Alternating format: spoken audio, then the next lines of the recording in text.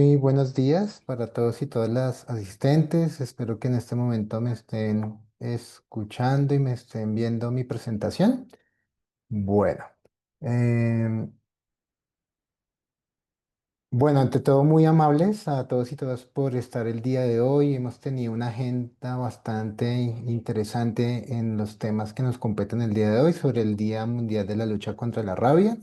Y ante todo, muchas gracias a todos los colegas que han antecedido pues esta charla que les voy a compartir hoy y especialmente a todas las instituciones de orden nacional y regional que se han sumado a organizar este evento desde ese enfoque de una salud y bajo ese lema de biodiversidad y una salud.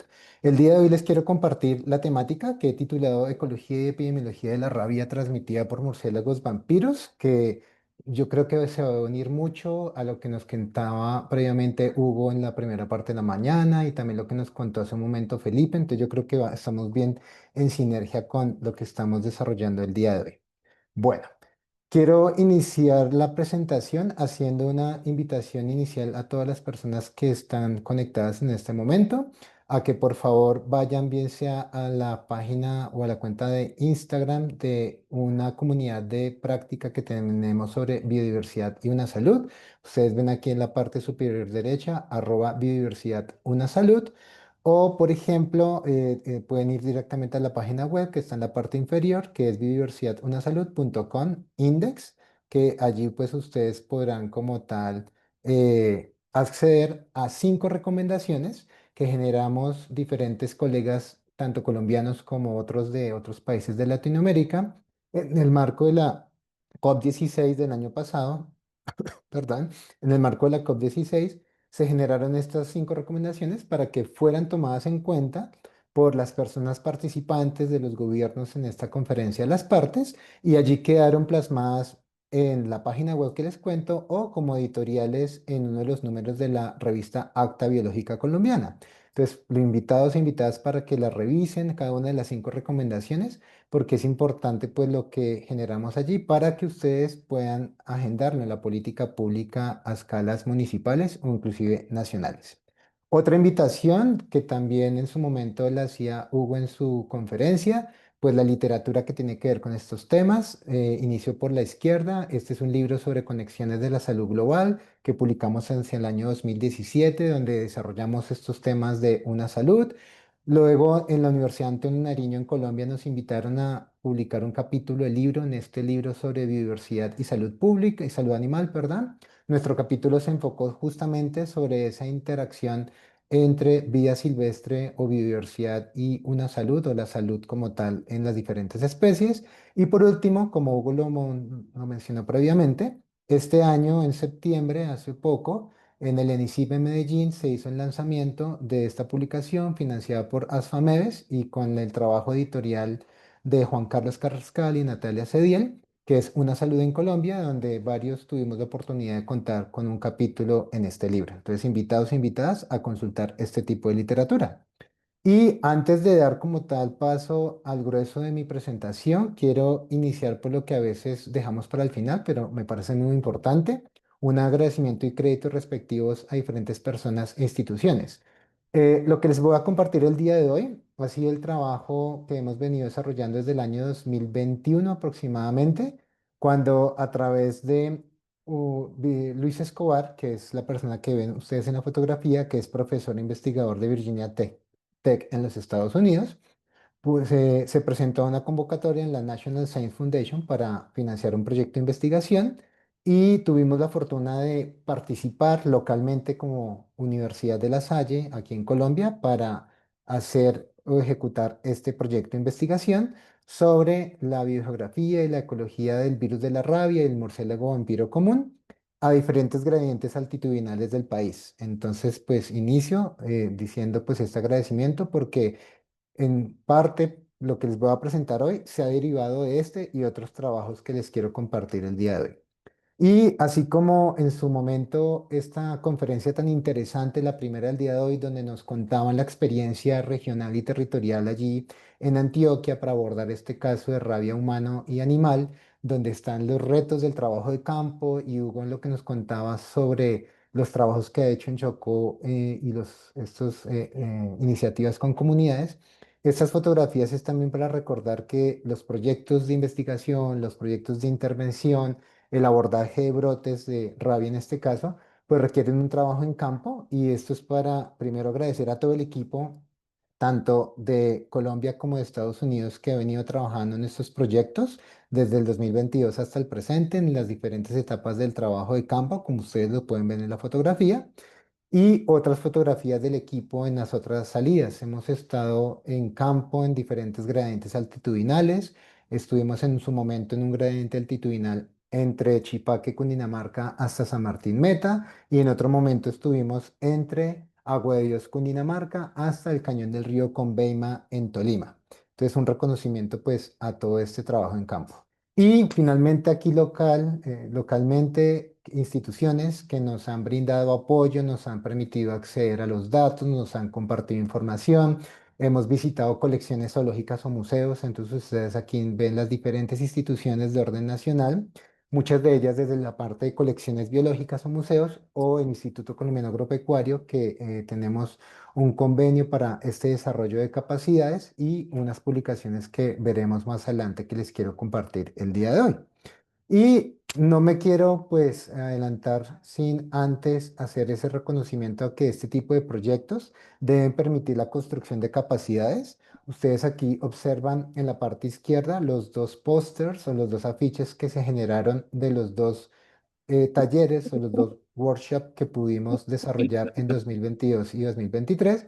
Y a la derecha, un ejemplo de los participantes en esos dos workshops. Es importante resaltar acá que estos talleres fueron totalmente financiados por el proyecto, o sea, la condición era que la persona estuviera en Bogotá, pero una vez en Bogotá, pues contó pues con todo el tema de la agenda o la programación académica y práctica, el almuerzo, los refrigerios, etcétera. Y resalto de acá que como ustedes pueden ver en las fotografías de la derecha, hubo participación de diferentes personas que representan instituciones de orden nacional o orden regional, tanto públicas como privadas, que muchas de ellas posiblemente me estén conectadas en este momento. Entonces yo creo que este tipo de iniciativas desde la academia son importantes para que juntos construyamos esas capacidades y como decía Hugo, de lo que ha promovido este panel internacional de expertos de una salud, de ese concepto de una salud de las cuatro Cs, donde está esa colaboración, esa cooperación, esa construcción de capacidades. Entonces, fíjense, y la comunicación, entonces miren que aquí estamos aportando bajo ese enfoque de una salud. Listo, ahora sí, el grueso de nuestra presentación de hoy. Primero quiero en ustedes motivar estas cuatro preguntas orientadoras. La primera es, ¿cuál es la incidencia y la carga de la rabia transmitida por desmodos rotundos al ganado a través del tiempo en Latinoamérica? La segunda, ¿cómo es el uso de anticoagulantes vampiricidas para el control de desmodos rotundos en Latinoamérica? La tercera, ¿cuál es el impacto del cambio climático en la ecología distribucional de desmodos rotundos en el último ciclo? Y la última, ¿son las variables ambientales abióticas y bióticas impulsoras del riesgo de propagación del virus de la rabia en Colombia? Entonces miren que vamos a transitar desde un orden regional de las Américas o América Latina y con algunos ejemplos ya a una escala nacional como es nuestro país, Colombia. Y estas preguntas, de alguna manera, ya se habían sugerido en las temáticas que se han compartido por las previas personas que nos han acompañado el día de hoy. Entonces vamos a ir resolviendo cada una de estas preguntas. Entonces les voy a presentar a continuación datos de una publicación que hicimos con Luis Escobar a principios de este año en la revista Plus One, donde estuvimos analizando los datos de Cirvera, que Felipe de OPS pues, nos introdujo como tal esa plataforma de Cirvera, que es ese sistema regional de reporte de brotes y la vigilancia de la rabia en todas las Américas. Y en esta publicación quisimos analizar esos brotes de rabia con a la luz de los murciélagos vampiro y el potencial spillover hacia el ganado. De manera muy resumida, si uno observa aquí los datos entre 1970 y el 2023, vemos aquí, por ejemplo, el número de brotes de rabia bovina de más de 23.000. El número de casos, estamos hablando de más de 133.000 casos acumulados. Por ejemplo, aquí el número de casos por brote 5.6, aquí el número de brotes por año de 450 y el número de casos por año en 2.524. Estos serían los datos acumulados. Y aquí en un color, en un número en negrilla, Se quiere hacer evidente cómo países en este sentido como Colombia o como Brasil o como Perú pueden tener los valores más altos en acumulado de brotes de casos o de casos o brotes por año. Entonces, esto es a una manera muy general, cómo sería la tendencia de los datos en términos de absolutos de esos casos y brotes para todos los países de la región. En esta publicación también lo que hacíamos era hacer un análisis de esa distribución geográfica de los brotes de rabia entre 1970 y el 2023. Ustedes en el mapa izquierdo observan el número de brotes de rabia, donde se ve claramente cómo Brasil lideraría el número de brotes acumulados, luego seguido por México, Colombia y Perú. Y a la derecha tenemos el número de casos. Entonces fíjense que de nuevo sería Brasil, el que reportaría el mayor número de casos. Y luego estaría aquí por la parte superior México y luego los demás países como Colombia, Perú o inclusive Argentina, siguiendo con el número de casos. En términos de ese acumulado en los últimos más de 40 o 50 años de análisis que hemos tenido la oportunidad de ver a través del CIRVERA. Y en estos mismos datos pudimos desarrollar este mapa de calor con el total de brotes de rabia bovina notificados mensualmente. Y ustedes ven aquí a la izquierda los países clasificados según su latitud, es decir, de norte a sur en el planeta, iniciando al norte por México y terminando hacia el sur con Argentina y Uruguay. Y vemos acá cómo en el número de brotes acumulados a través de los meses, vemos como Brasil indudablemente pues tiene una mayor acumulación de sus brotes, donde habría mayor presentación hacia final del año. Y aquí aparece en un color intermedio Perú, Colombia y México, ¿cierto? El resto de países tendrían menos de 250 o 200 brotes acumulados. Y miren que aquí aparece, perdón, Surinam y Guyana Francesa, donde en la mayoría de meses no tendrían reportes de brotes de rabia en esta temporalidad o en este rango de años. Y también acá ustedes pueden observar cómo ha sido el promedio de los brotes de rabia bovina al mes y el promedio anual por países. La figura de la izquierda que tiene las barras azules, ustedes observan en el eje inferior los meses del año y en el eje de la izquierda la acumulación de los brotes de rabia bovina. Y al final, ¿qué podemos concluir?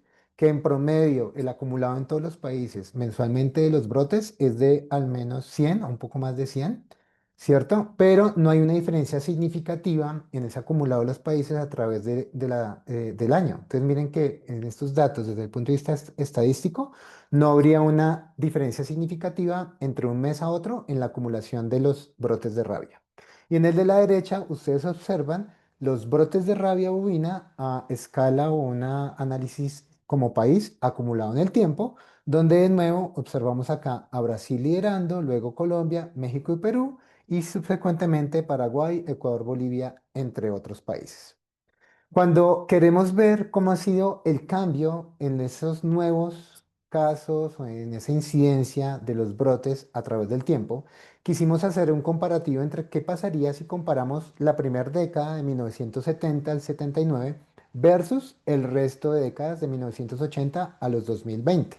Ustedes ven aquí en esta figura que en la parte inferior allí se alcanzaría a ver una línea punteada roja que sería la línea base de casos durante 1970. Y de ahí en adelante empezamos a ver los cambios entre los 80 hacia el adelante, hacia el presente, cada una de las líneas que representa un color. Y vemos, por ejemplo, cómo aquí aparecen países como Brasil o países como Perú o México o Colombia, donde de los años 2004, 2005 hacia acá, el número de brotes aumenta significativamente respecto a 1970. Ahí se cambia la incidencia de brotes. ¿Listo? Pero hay que aclarar aquí una cosa con los datos. Hay un mayor número de brotes, que un brote se puede definir como dos o más casos en un área geográfica determinada, por ejemplo, pero no es lo mismo en la acumulación de casos. Es decir, en los 70s y 80s había mayor acumulado de casos individuales que en los 2000 para acá. O sea, el número de casos más recientemente es menor que los casos de antes, pero los brotes o ya la ocurrencia de casos geográficamente distribuidos ha venido cambiando a través del tiempo. ¿Listo? Y acá en esta misma publicación reportamos la relación que habría entre la rabia en desmodos rotundos y la rabia en el ganado. Entonces veamos la figura. En el eje inferior sería esa tasa de reportes o brotes de rabia en vampiros por cada millón de humanos. ¿Y por qué no tuvimos en cuenta por cada millón de murciélagos vampiro? porque nos falta todavía estudios que nos permitan decir con mayor evidencia científica la densidad estimada o la densidad real de estos murciélagos vampiros en la región. Hay algunos trabajos en estimaciones. Yo creo que parte de este trabajo es refinarlo con una escala más fina de murciélagos, tasa de rabia de murciélagos según la población de murciélagos, que sería lo correcto. Pero aquí como una estandarización de los países tuvimos en cuenta por cada millón de humanos. Y en el eje de la izquierda tenemos la tasa de los brotes de rabia en bovinos por cada millón de bovinos. Y miren lo interesante. Los países con mayor tasa de rabia en murciélagos y la mayor tasa de rabia en bovinos está Perú, está Brasil, ¿cierto? Que los habíamos escuchado previamente, pero miren cómo aparece aquí El Salvador o Paraguay en términos de esa relación entre las dos, ¿cierto? Y esto explica por qué Perú, por ejemplo, cuando uno tiene los datos del EMPRES y de FAO y otras organizaciones, tiene el mayor número de reportes, o explica también, por ejemplo, por qué Daniel Stryker de la Universidad de Glasgow tiene estaciones de investigación en Perú y trabaja de manera colaborativa con Perú, justamente para entender esta dinámica de la rabia. Y esto va de la mano con la conferencia de nuestro colega peruano que habló previamente en la mañana de hoy. Listo. Ese fue ese primer estudio que les quería compartir. Igualmente, a principios de este año, con Laura, con Juan y con Luis, publicamos en la revista Zoonosis and Public Health un artículo donde hicimos un análisis sobre el uso de anticoagulantes para el control de murciélago vampiro común. Entonces les quiero presentar algunos de esos datos y qué es lo más relevante de lo que encontramos allí. Primero, por ejemplo, en cuanto a las variables que identificamos entre el análisis de la literatura científica entre 1970 y 2020. En cuanto al tipo de publicación o las décadas de publicación, observemos que la década de los 70 fue donde hubo mayor cantidad de publicaciones y luego hasta el año 2010 es que vuelve a haber un repunte, pero en el resto de las décadas hay menos de 7 o de 6 publicaciones sobre estos temas. La década de los 70 se caracterizó justamente por que se hizo el desarrollo científico y técnico del uso de pomadas vampiricidas o con anticoagulantes para el control de murciélagos y allí se reporta pues la gran cantidad de literatura que en esa década se reportó, se publicó. Cuando hablamos de los tipos de estudios para desarrollar los anticoagulantes o el uso de anticoagulantes en murciélagos, observamos que está relativamente balanceado entre que se hicieron estudios en laboratorio, en condiciones experimentales de laboratorio, como ustedes ven acá, a la derecha, o estudios en campo, bien sea en granjas o en rancherías como tal, o en vida silvestre como tal en las cuevas donde habitan estos murciélagos, en donde ocurrió el estudio. En cuanto al ingrediente activo, ustedes ven aquí en esta figura central de la parte inferior que la principal sustancia utilizada es la warfarina. Ustedes ven allí las otras tres sustancias que se han reportado, pero los warfarínicos son los que principalmente componen este tipo de anticoagulantes. Y ustedes ven allí una distribución en que si se aplica de modo directo o indirecto sobre los murciélagos, que en un momento detallaré esa condición. Y aquí en la duración del estudio. Miren que hubo un número importante de estudios que duraron al menos 15 días, pero la gran mayoría duraron menos de 10 o de 5 días y muy pocos más de 15 días hacia arriba. Y esto nos abre una ventana grande de investigación a que se requieren estudios para saber qué ocurre en el mediano y largo plazo con estas poblaciones de murciélagos cuando intervenimos sus colonias a través de pomadas o de estas cremas anticoagulantes. En este estudio que publicamos, quisimos también hacer como ese análisis de estos productos comerciales anticoagulantes para el control de las poblaciones de desnudos rotundos y cuáles eran sus principios activos. Ustedes ven aquí un mapa a la izquierda donde están los países que encontramos reportaban el uso de estos anticoagulantes e inclusive quisimos colocar aquí el nombre comercial con el cual se vende o se comercializa ese producto a escala nacional para que lo consulten posteriormente si quieren. Y aquí, por ejemplo, cómo es ese desarrollo del principio activo y normalmente qué tanto cantidad tiene el principio activo respecto a otros excipientes. Y en esta tabla derecha de la parte inferior central, ustedes observan como tal el país, el tipo de sustancia o el tipo de principio activo y su nombre comercial, y la dosis recomendada por el fabricante, tanto en los murciélagos como sobre los bovinos, porque eso también lo vamos a detallar en un momento. Entonces miren aquí que hicimos el análisis de cuáles son las formas de aplicación de esos productos vampiricidas o esas pomadas con anticoagulantes. Entonces, fíjense que normalmente uno puede tener una presentación, bien sea preparado, por ejemplo, con vaselina o otro tipo de material similar para ser depositado sobre la piel de los animales, o también se reportó anticoagulantes de tipo inyectable. Una forma de hacerlo era, por ejemplo, a través de guantes de dedos o las manos con guantes y luego aplicarlo, o si no, con un bajalenguas o un palo un palito de paleta, como llamamos coloquialmente, y luego se untan sobre los individuos, o inclusive con una brocha, o por ejemplo con una jeringa. En cuanto a esa aplicación, se reportó en la literatura que la aplicación normalmente era en la parte dorsal, en la espalda de los individuos, pero también había artículos que reportaban haberlo hecho en la zona torácica ventral de los individuos, o si se aplicaba directamente sobre los bovinos. La literatura reportó aplicación directa sobre el bovino en la piel, o por ejemplo aplicación inyectada intramuscular o intrarruminal, ¿cierto? O indiscutiblemente a través de que estuvieran la piel y los murciélagos llegaran allí y se aplicaran el producto a través de la mordedura, por ejemplo. O una aplicación directa sobre las cuevas. Entonces, por ejemplo, los estudios reportaban eso, la aplicación del anticoagulante sobre los muros, las paredes de esas cuevas donde habitan naturalmente estas especies, recordando que esto podría llevar a un problema con otras especies que no sean hematófagas o sanguívoras, porque en las cuevas podemos tener múltiples comunidades de murciélagos habitando allí de diferentes gremios tróficos. ¿Listo? Y en cuanto a los hallazgos encontrados post tratamiento, podemos encontrar, por ejemplo, que uno podría encontrar en los estudios que los individuos estuvieran muertos o que, por ejemplo, estuvieran signos de debilidad o, por ejemplo, que ellos tuvieran como tal estar ya casi listos para morir cuando justo el investigador estaba allí en el estudio o, por ejemplo, se encontraban partes de los individuos en la cueva o lo otro, cuevas totalmente desocupadas o sin individuos del murciélago vampiro común. Como este estudio incluyó un análisis bibliométrico, acá les presento los mapas de coocurrencia. Este primero superior del centro hace referencia a ese mapa de concurrencia de las palabras claves, donde indiscutiblemente pues estará rabia, murciélago, animales, desmodos rotundos. El de la derecha superior habla de los autores que están haciendo este tipo de estudios. Por aquí aparece Daniel Stryker de la Universidad de Glasgow en el Reino Unido. Por aquí aparece Ruprecht, que es un investigador norteamericano que es uno de los fundadores o que trabaja mucho en RITA, en Rabies in the Americas, entre otros. Y aquí en cuanto a los países, miren que las publicaciones las han generado autores de Estados Unidos, inclusive del Reino Unido, Brasil. Por lo tanto, aquí el resto de países de la región necesitamos más investigación en esta área.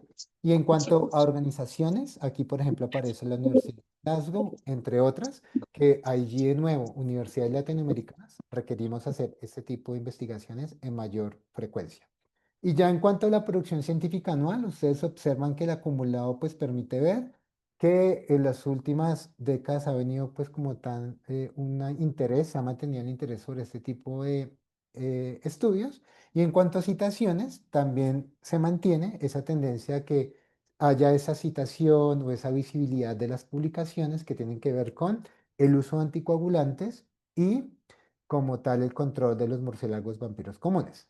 Acá quiero dejarles un mensaje desde ya, que se está trabajando mucho para dejar a un lado el uso de anticoagulantes, justamente porque, claro, hay cierta evidencia de que hay eliminación de las poblaciones o colonias de murciélago, pero esto no hay necesariamente evidencia de que haya el control estricto de la rabia que circula en zonas rurales, ¿cierto? Eso ya se ha documentado en países como Perú. Y en ese sentido, y ligado a la conferencia del doctor Lecuna de USDA de esta mañana, se está trabajando ahora en el uso de vacunas, inclusive orales, para murciélagos. Entonces, el doctor Stryker de Glasgow y en Perú están desarrollando vacunas orales para murciélagos y yo creo que hacia allí está la tendencia para el control. ¿Listo? Tercer punto que quiero compartir con ustedes en esas preguntas orientadoras. Y parte de lo que Felipe OPS nos contaba el día de hoy. Oiga, ¿y qué pasa con el cambio climático? Entonces vemos aquí algunos análisis o reflexiones de un artículo que publicamos en 2024 con Page, con Kiao, con mi persona y con Luis en la revista Ecography, donde analizamos la relación entre cambio climático, la expansión de la distribución del murciélago vampiro común a través de su distribución en todas las Américas y el virus de la rabia. Ustedes aquí ven las tendencias previstas hacia el norte en el área de distribución, que es esta figura a la izquierda. Ustedes ven aquí los años de 1900 al año 2010 o más presente y el cambio latitudinal más hacia el norte, es decir, para cada año en los registros históricos en museos y colecciones biológicas, de donde se reporta geográficamente desnudos rotundos, miren que hacia los 1900, 1930, 50, lo más al norte que estaba la especie estaba, digamos, hacia 55, 60 grados latitud norte.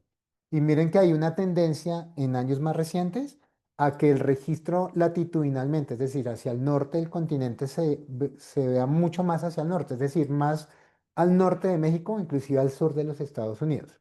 Entonces, esto nos está diciendo que habría una tendencia significativamente estadística en que por cambio climático, calentamiento global, el murciélago vampiro común tienda a irse más hacia el norte del continente. Entonces, pone en riesgo a los sistemas de producción y a la vida silvestre del norte de México y del sur de los Estados Unidos.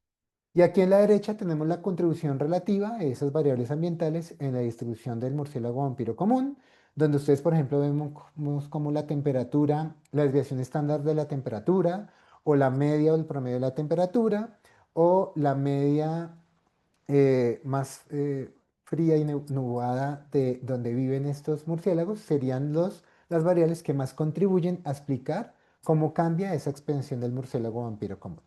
Y acá en estos mapas les presento la concordancia o no de estos modelos de distribución del vampiro común. Se hicieron modelos desde 1901 al 2019, más de 100 años de información o de datos.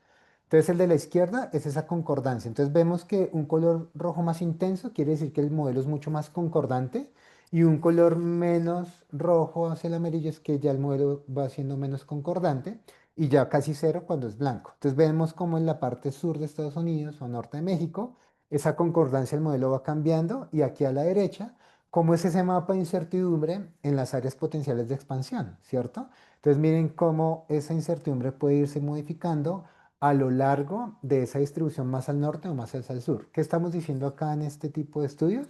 Que debemos prestar mucha atención a cómo mitigamos los efectos del cambio climático para evitar que posiblemente en los próximos 20 o 30 años haya un movimiento hacia el norte del continente o el sur del continente de poblaciones de desnudos rotundos que podría estar afectando sistemas pecuarios y vida silvestre allí. Y acá también, de nuevo, tener en cuenta esos cambios porcentuales en los brotes, si comparamos los 70s y 2010, que era también parte de lo que les había compartido previamente. Ustedes ven aquí en la parte inferior de la figura como países que incluyen Venezuela, Panamá, Costa Rica, Honduras, tienen menos reportes recientes de brotes de rabia que los 70s. Ellos tienen reporte negativo si comparamos 70s con el tiempo reciente. Pero el resto de países del Salvador hacia arriba, donde lideran Perú, México, Ecuador, Brasil, Paraguay, Colombia, tienen un reporte positivo que aumentaron el número de brotes si comparamos los 70 con los años más recientes.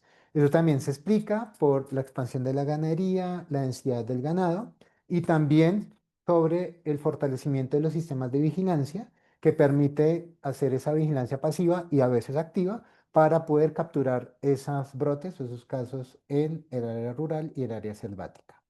Y acá observamos la relación, la relación de regresión entre la expansión al norte del murciélago y los brotes de rabia. Entonces miren que aquí está en el eje de la izquierda los brotes de rabia y en el eje inferior la expansión del rango latitudinal hacia el norte. Entonces miren que también nos está diciendo esta figura que cada vez es más viable que más hacia el norte de la distribución del murciélago se presenten brotes de rabia.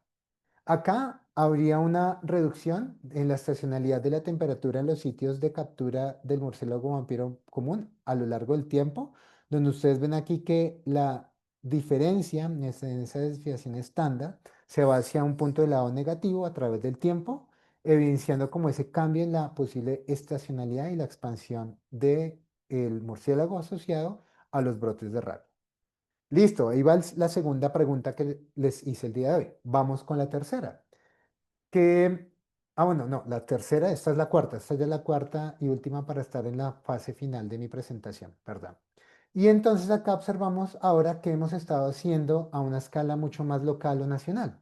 Este artículo lo publicamos justamente la semana pasada, liderado por Paige, otros colegas de Virginia Tech, Tatiana Medina y Andrés Osejo del Instituto Colombiano Agropecuario y Luis Escobar de Virginia Tech y quien les habla.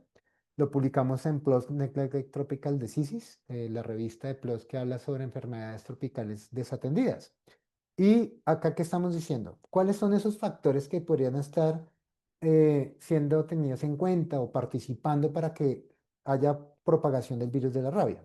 Lo primero que les quiero contar acá es que Page lideró el trabajo donde se hizo un análisis y un entrenamiento de los modelos con datos de diferentes fuentes de información y esta figura pretende resumir el desempeño del modelo experimental.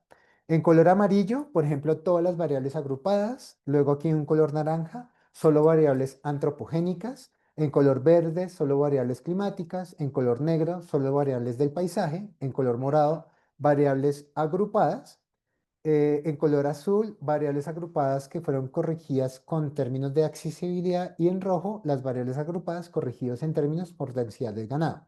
¿Qué es lo importante de esta figura? Ustedes ven en el eje izquierdo la tasa de omisión y en el eje inferior los valores de AIQE, que, ¿qué es lo que uno pretendería? Que los modelos que se están trabajando fueran con el menor número de tasa de omisión y el menor número de AIQE. Y en ese sentido, uno podría ver como los datos que estuvieran por aquí en este sector, como la parte media central. ¿Qué nos llama la atención? Por ejemplo, las variables solo climáticas tienen una tasa de omisión menor respecto a las otras, pero miren cómo el rojo, las variables agrupadas, corregido el sesgo por la densidad del ganado, tendría el mejor desempeño. Entonces, eso tengámoslo presente. ¿Listo? Y ahora, ¿cuál es el impacto del sesgo en el rendimiento del desempeño del modelo? Ustedes observan aquí en un color morado cómo serán como tal las variables agrupadas sin tener en cuenta el sesgo y luego en color rojo las variables agrupadas teniendo en cuenta el sesgo, por ejemplo, con la densidad del ganado. Uno pensaría que lo ideal es que escogiéramos esas variables agrupadas sin tener el sesgo porque tienen menor tasa de omisión y menor AIQ, pero miren que el desempeño que se observa aquí ligado a estas barritas superior y de la derecha, el desempeño de las variables agrupadas teniendo en cuenta el sesgo es mucho mejor. Entonces miren que esto nos tiene en cuenta cómo es aquí, de aquí tan importante la consideración de esas variables antropogénicas o variables de uso del suelo al momento en que entendemos los factores de propagación del virus de la rabia. ¿Qué encontramos? Miren esto tan interesante para que lo analicemos, discutamos y sigamos haciendo estudios. En cuanto al uso del suelo, me acuerdo mucho que la charla hoy de Hugo, él hablaba mucho sobre los cambios de uso del suelo, cómo en la historia paleolítica o ancestral del murciélago interactuó con grandes mamíferos, que hoy en día pues el gran mamífero que está en el ecosistema en América Latina son los bovinos y por lo tanto los va a aumentar en función a los bovinos. Y de alguna manera, ese cambio en el uso del suelo, quisimos hacer una indagación de los datos con otros indicadores agropecuarios. Por ejemplo, la densidad de aves de corral, de pollo de engorde. Entonces, miren lo interesante como la densidad de aves de corral tiene aquí una posible relación con las ubicaciones donde se da la propagación del virus de la rabia. Ustedes ven aquí que las bajas densidades, es decir, individuos de pollos de engorde por kilómetro cuadrado, tienen mayor número de ubicaciones o de localizaciones donde previamente se reportaron casos de rabia en Colombia. Mientras que entre más sea la densidad de pollos de engorde, habría menor concurrencia con las ubicaciones de rabia en el país. Entonces, esto igual hay que analizarlo con detalle porque aquí no estamos diciendo que hay que favorecer la alta tecnificación en zonas para que no haya rabia, sino estamos viendo es cómo las personas usan el territorio, cómo las aves de traspatio también tienen que ver con expansión de la frontera agropecuaria o cómo las técnicas de manejo tienen que ver con esa interacción. ¿Listo? Vean este otro indicador, otro factor. El índice de pobreza en las ubicaciones donde hay propagación del virus de la rabia en Colombia. Entonces, miren que si hay una asociación importante en que es más frecuente encontrar sitios con previa presentación de rabia, donde allí hay un índice de pobreza mayor. Entonces, miren que esto es bien importante y de nuevo lo que nos decía Hugo hoy, departamentos como el Chocó, con tanta desatención por diferentes instituciones o con problemáticas socioambientales, pero eso también ocurre en el resto del país. Miren aquí cómo el índice de pobreza puede estar asociado a que haya afectación o mayor ocurrencia de este tipo de enfermedades.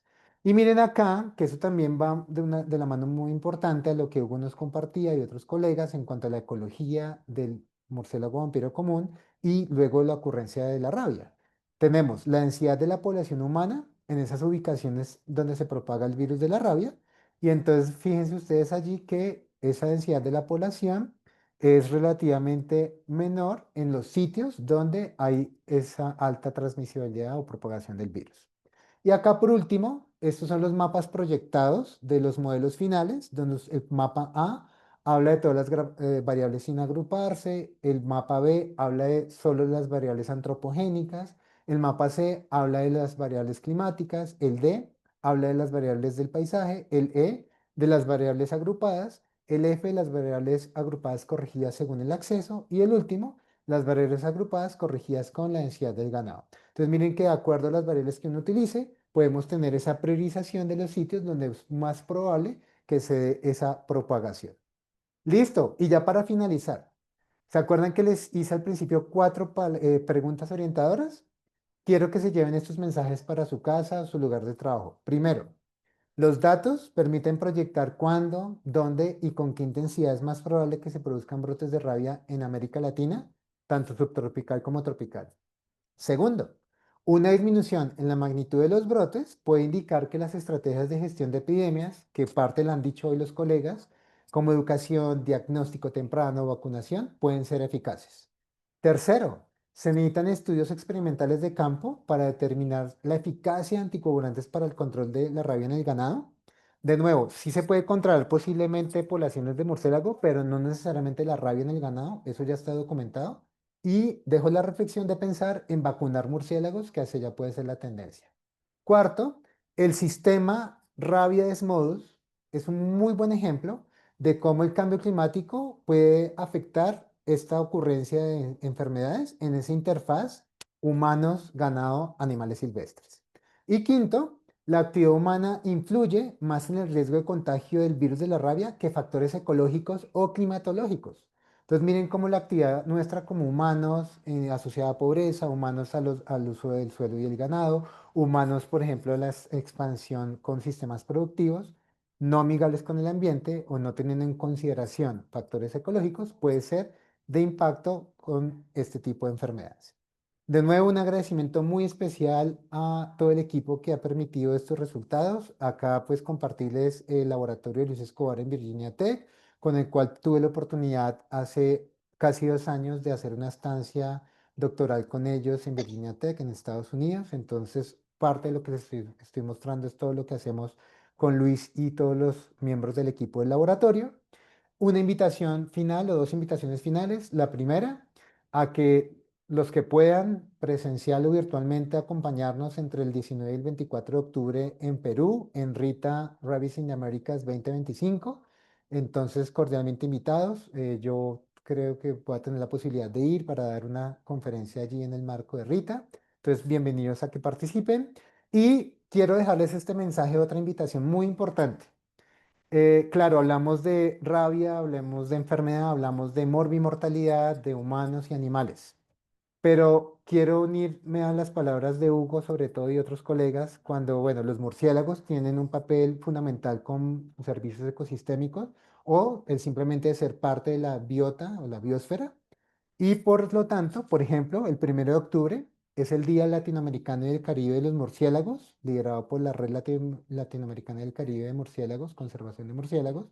Entonces miren que el día de ayer se conmemora este día y organizaciones colombianas, latinoamericanas e internacionales como esta, Bat Conservation International, promueven que el mes de octubre sea el mes de apreciación de los murciélagos, para que el mensaje no sea son malos, hay una mala percepción, sino que son buenos, son positivos y hay que entenderlos y desarrollarnos como personas y comunidad de la mano de ellos. Entonces quiero dejar ese mensaje para ustedes, que este mes es el mes de la apreciación, valoración de los murciélagos.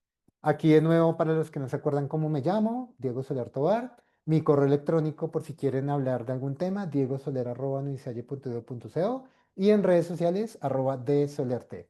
Muchas gracias y un gusto haber estado con ustedes.